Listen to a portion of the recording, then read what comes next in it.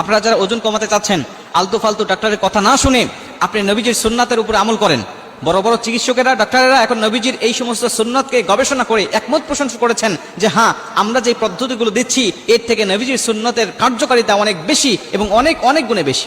রাসূল সাল্লাল্লাহু আলাইহি ওয়াসাল্লাম বলছেন, এক নম্বরে আপনি যে সুন্নতটি পালন করবেন, আমি যেটা করছি সেটা হলো, ক্ষুধা লাগলে আপনি খাবেন এবং সামান্য ক্ষুধা থাকতেই আপনি খাবারটা শেষ করবেন।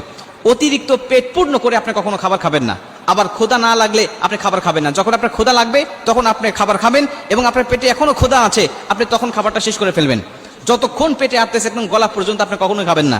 আল্লামা শেখ সাদী রহমাতুল্লাহ আলাইহির একটা বিখ্যাত গ্রন্থ আছে গুলিস্তা এবং গোস্তা, তার মধ্যে তিনি একটি ঘটনা উল্লেখ করেছেন যে নবীজি সাল্লাল্লাহু আলাইহি ওয়াসাল্লামের জামানায় ইসলামে দীক্ষিত একজন শাসক তিনি শুনতে পারলেন যে মদিনায় কোনো ডাক্তার নেই। তিনি এই কথাটা শোনার পরে একজন বিজ্ঞ ডাক্তারকে মদিনায় পাঠালেন। ডাক্তার সাহেব 1 বছর পর্যন্ত মদিনায় থাকলেন, কিন্তু তার কাছে কোনো রোগী আসলেন না। দীর্ঘ 1 বছরেও যখন তিনি কোনো রোগী পেলেন না, তখন তিনি বিভিন্ন মানুষের কাছে বলতে লাগলেন, মদিনার বিভিন্ন মুসলিমদেরকে বলতে লাগলেন, আচ্ছা আপনারা কি অসুস্থ হন না নাকি? আপনারা কেন আমার কাছে আসেন না? আমি বিজ্ঞ একজন ডাক্তার, আমি আপনাদের চিকিৎসার জন্য আমাকে নিযুক্ত করা হয়েছে, কিন্তু আপনারা কেউ আমাকে চিকিৎসা নিতে আসেন না, আমার কাছে কেন আসেন না বলেন? তিনি বলছেন, নবীজি আমাদেরকে একটা সুন্নাত শিখিয়েছেন, এই সুন্নাতের উপর আমল করার কারণে আল্লাহ পাক আমাদেরকে অসুস্থ করেন না, আমরা অসুস্থ হই না, বিধায় আপনার কাছে আসি না। ডাক্তার বলছেন, কি সুন্নাতের উপর আমল করেন? তিনি বলছেন, আমরা ক্ষুধা লাগলে খাই এবং ক্ষুধা থাকতেই আমরা খাবার শেষ করি। ডাক্তার সাহেব বললেন, যদি এইভাবেই তোমরা খেতে থাকো আর এইভাবেই যদি আমল করতে থাকো, তাহলে আমার আর এখানে থেকে লাভ নাই, আমি এখান থেকে চলে যাই। কারণ তোমরা যে পদ্ধতিতে খাবার গ্রহণ করো এতে তোমাদের সব দিক দিয়ে উপকার হবে। তোমাদের শরীরে অতিরিক্ত কোনো ওজনও বাড়বে না এবং তোমাদের শরীরে কোনো রকম রোগ ব্যাধি বাসাও বাঁধতে পারবে না। এজন্য আমার থেকে এখানে লাভ নেই, আমি এখান থেকে চলে যাই। নবীজি সাল্লাল্লাহু আলাইহি ওয়াসাল্লাম বলছেন, তোমাদের যখন ক্ষুধা লাগবে পেটটাকে 3 ভাগ করবে। 1 ভাগ তোমরা খাবার খাবে, অন্য ভাগ তোমরা পানি খাবে, অন্য ভাগ তোমরা শ্বাস প্রশ্বাসের জন্য খালি রেখে দিবে।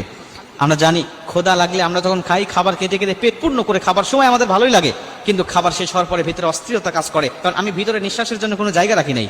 কিন্তু আপনি যখন ক্ষুধা থাকা অবস্থায় খাবারটা শেষ করবেন, হয়তোবা তখন আপনার শেষ করতে মন চাইবে না, মনে হবে আরেকটু খাই, কিন্তু আপনি যদি ওই সময় খাবারটা শেষ করে উঠে পড়েন, দেখবেন যে আপনি একটা মানসিক শান্তি পাচ্ছেন, শারীরিক শান্তি পাচ্ছেন, ভিতরে আপনার অনেকটা হালকা লাগতেছে, পাতলা লাগতেছে।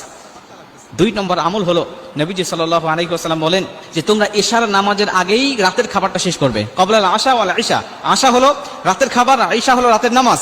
নবীজি সাল্লাল্লাহু আলাইহি ওয়াসাল্লাম বলেন, আম্মা জান আয়েশা রাদিয়াল্লাহু তাআলা আনহা হাদিসটা বর্ণনা করেছেন যে বুখারীর বর্ণনায় নবীজি সাল্লাল্লাহু আলাইহি ওয়াসাল্লাম বলছেন, যদি ইশার নামাজের ইকামত শুরু হয়ে যায় আর ঠিক সেই মুহূর্তে যদি তোমার সামনে রাতের খাবার উপস্থিত হয়ে যায়, তাহলে তুমি আগে রাতের খাবারটা শেষ করো। বর্তমান বিজ্ঞান বলছে, যদি কেউ এশার নামাজের আগে খেয়ে ফেলে, তাহলে খাবার খাওয়ার পরে তো যাচ্ছেন তিনি নামাজের জন্য, হেঁটে হেঁটে যাচ্ছেন এবং নামাজের জন্য উঠা বসা করতেছেন, রুকু সিজদা করতেছেন, এরপরে পরে তিনি নামাজ শেষ করে আবার বাসায় আসতেছেন। এই যে তার খাবারটা খেয়েছিল এটা ডাইলেশন হয়ে গেল, এর ক্ষতিকারক চর্বিগুলো তার শরীরের মধ্যে বাসা বাঁধতে পারবে না। এই জন্য নবীজি সাল্লাল্লাহু আলাইহি ওয়াসাল্লাম এশারের আগে খাওয়ার কথা বলছেন। আজকে অধিকাংশ চিকিৎসা বিজ্ঞান বলছে, যদি কোনো ব্যক্তি খাবার খেয়েই ঘুমিয়ে যায়, তাহলে তার শরীরে শুধু চর্বি জমতে থাকে, তার শরীরের মধ্যে অতিরিক্ত ক্যালোরি জমা হওয়ার কারণে, এটা খরচ না হওয়ার কারণে শরীরের মধ্যে চর্বি জমাতে থাকে, আর তার শরীরটা দিন দিন ভারী হতে থাকে। নবীজি সাল্লাল্লাহু আলাইহি ওয়াসাল্লাম এজন্যই এশার নামাজের আগে আমাদেরকে খাওয়ার জন্য বলেছেন। বর্তমান বিজ্ঞান বলছে, নবীজি হলো বর্তমান সমস্ত চিকিৎসকের থেকেও বড় চিকিৎসক, বর্তমান সমস্ত ডাক্তারের থেকে তিনি বড় ডাক্তার। তিনি যা বলে গিয়েছেন আমরা তার হাদিসগুলো গবেষণা করে নিত্য নতুন বিষয়গুলো আমরা আবিষ্কার করতে পারতেছি। প্রিয় ভাই আমার, এজন্য ওজন কমানোর জন্য নবীজির সুন্নাতের উপর আমল করেন, ইনশাআল্লাহ আশা করা যায় যে আল্লাহ পাক আপনাকে সুস্থ রাখবেন, সুন্দর রাখবেন। নবীজি সাল্লাল্লাহু আলাইহি ওয়াসাল্লাম ব্যায়ামের প্রতি মানুষগুলোকে উৎসাহ দিয়েছেন।